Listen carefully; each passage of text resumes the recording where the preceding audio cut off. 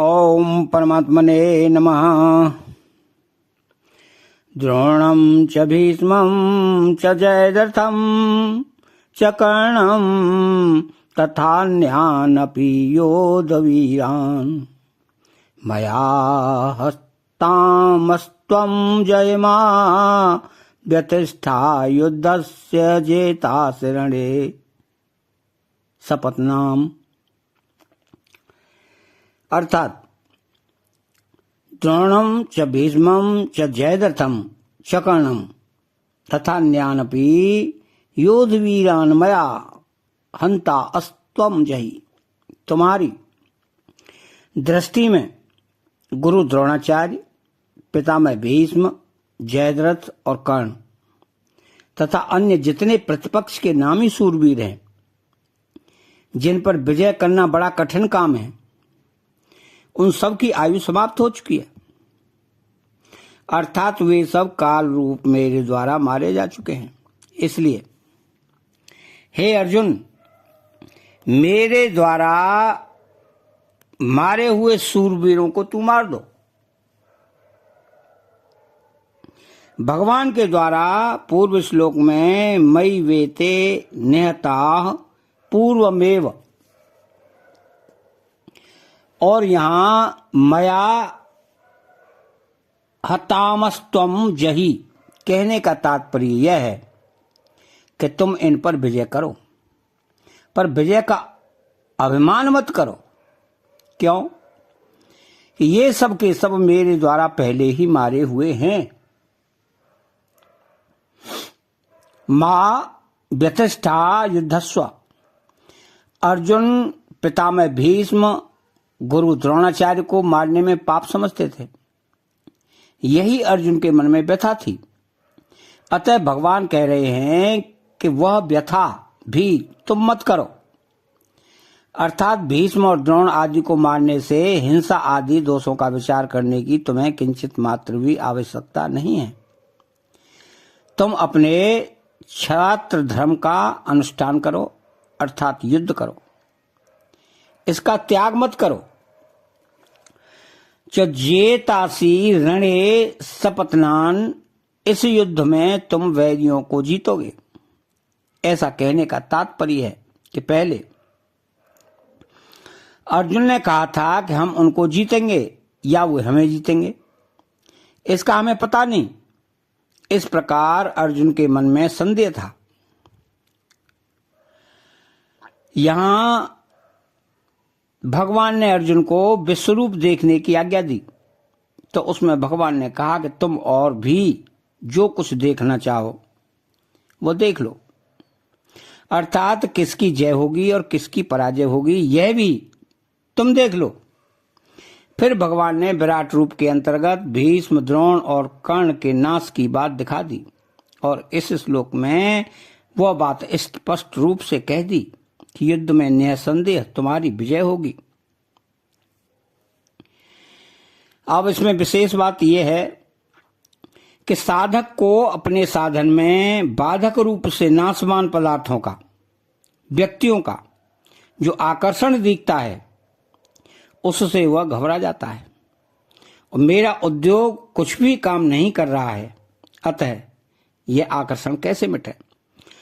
तो भगवान मयि वेते निहता पूर्वमेव और मया हंतास्त्वं जहि पदों से ढाढ़स बधाते हुए मानो यह आश्वासन देते हैं कि तुम्हारे को अपने साधन में जो वस्तुओं आदि का आकर्षण दिखाई देता है और वृत्तियां खराब होती हुई दिखती हैं, वे सब के सब विघ्न नाशवान हैं और मेरे द्वारा नष्ट किए हुए हैं। इसलिए साधक इनको महत्व न दे। दुर्गुण दुराचार दूर नहीं हो रहे, क्या करूं? ऐसी चिंता होने में जो साधक का अभिमान ही कारण है और ये दूर होने चाहिए और जल्दी होने चाहिए। इसमें भगवान के विश्वास की, भरोसे की, आश्रय की कमी है। दुर्गुण दुराचार अच्छे नहीं लगते, सुहाते नहीं। इसमें दोष नहीं है, दोष है चिंता करने में। इसलिए साधक को कभी चिंता नहीं करनी चाहिए। तो मेरे द्वारा मारे हुए को तू मार, इस कथन से वह शंका होती है कि काल रूप भगवान के द्वारा सब के सब मारे हुए हैं, तो संसार में कोई किसी को मारता है तो भगवान के द्वारा मारे हुए को ही मारता है। अतः मारने वाले को पाप नहीं लगना चाहिए। इसका समाधान यह है, किसी को मारने का या दुख देने का अधिकार मनुष्य को नहीं है, उसका तो सबकी सेवा करने का, सबको सुख पहुंचाने का ही अधिकार है। अगर मारने का अधिकार मनुष्य को होता तो विधि निषेध अर्थात शुभ कर्म करो अशुभ कर्म मत करो, ऐसा शास्त्रों का, गुरुजनों और संतों का कहना ही व्यर्थ हो जाता। यह विधि निषेध किस पर लागू होगा? अतः मनुष्य किसी को मारता है या दुख देता है तो उसको पाप लगेगा ही। क्यों कि यह उसको राग द्वेष पूर्वक अनधिकार चेष्टा है। परंतु क्षत्रिय के लिए शास्त्र विहित युद्ध प्राप्त हो जाए तो स्वार्थ और अहंकार का त्याग करके कर्तव्य पालन करने से पाप नहीं लगता। क्यों कि यह क्षत्रिय का स्वधर्म है। तो भगवान अर्जुन से कहते हैं कि ये सभी सूरवीर मेरे द्वारा पहले से ही मारे हुए हैं। इससे यह समझना चाहिए कि साधक के राग द्वेष काम क्रोध आदि भी पहले से ही मारे हुए हैं, अर्थात सत्ता रहित हैं। इनको हमने ही सत्ता और महत्ता देकर अपने को स्वीकार किया है। वास्तव में इनकी स्वतंत्र सत्ता है ही नहीं।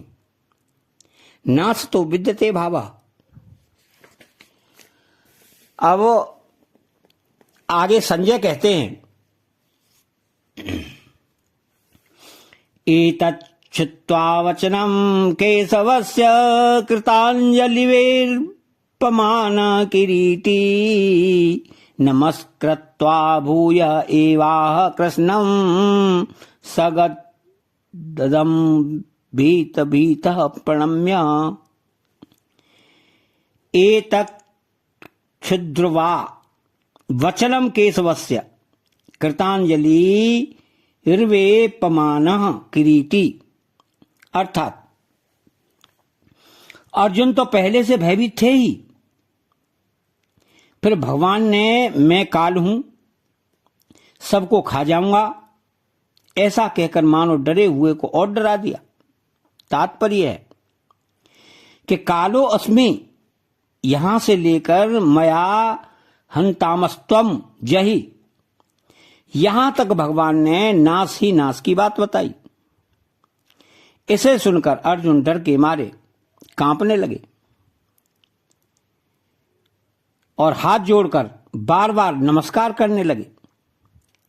तो अर्जुन ने इंद्र की सहायता के लिए जब काल खज आदि राक्षसों को मारा था, तब इंद्र ने प्रसन्न होकर अर्जुन को सूर्य के समान प्रकाश वाला एक दिव्य किरीट मुकुट दिया था। इसी से अर्जुन का नाम किरीटी पड़ गया। यहां किरीटी कहने का तात्पर्य है कि जिन्होंने बड़े बड़े राक्षसों को मारकर इंद्र की सहायता की थी, वे अर्जुन भी भगवान के विराट रूप को देखकर कंपित हो रहे हैं। तो नमस्कृत्वा भूय एवाह कृष्णम सग दग्धम भीति भीता प्रणम्या। तो काल सबका भक्षण करता है, किसी को भी छोड़ता नहीं। कारण कि भगवान की संहार शक्ति है जो हरदम संहार करती ही रहती है। इधर अर्जुन ने जब भगवान के अत्युग्र विराट रूप को देखा तो उनको लगा कि भगवान काल के भी काल महाकाल हैं, इनके सिवाय दूसरा कोई भी काल से बचाने वाला नहीं है।